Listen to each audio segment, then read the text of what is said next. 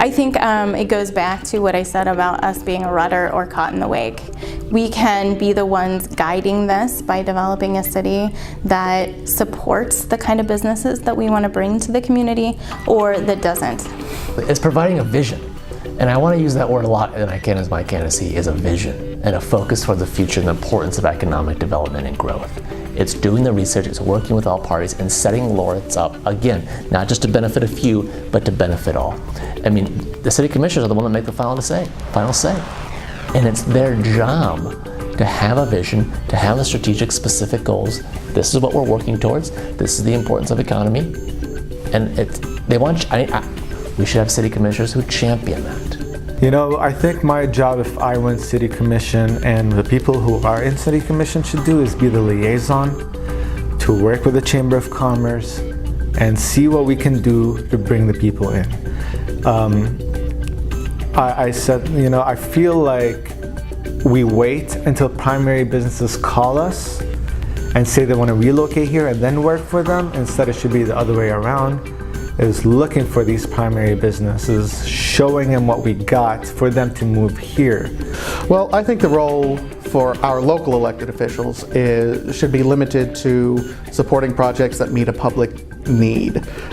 This includes policies towards affordable housing, certain startups with employer aspirations, and ensuring we maintain, a solid economic development mix within the city. One thing I don't think that an elected official should be involved is in choosing winners and losers in the economic market.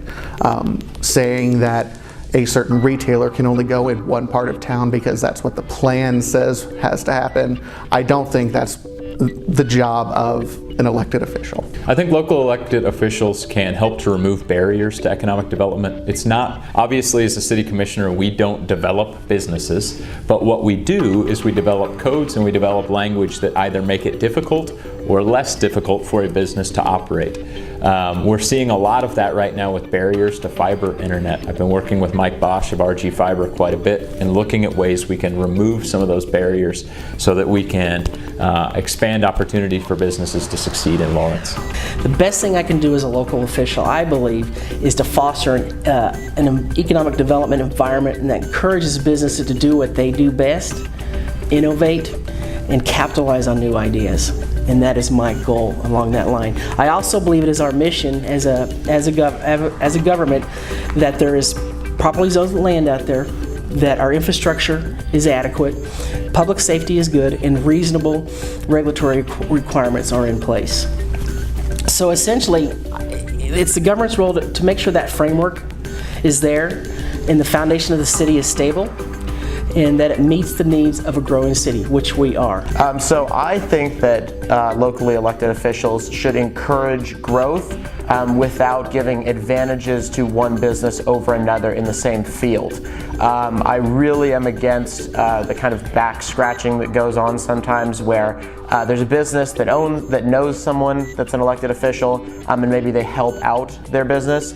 But my goal in general is always to encourage more businesses. I really don't think competition is bad, and I think that the jobs are great, and I think the market will decide who will stay. The role of local officials in economic development would certainly be ensuring opportunity for all comers, all interested parties, as well as collaborative experiences that will allow local entrepreneurs to flourish.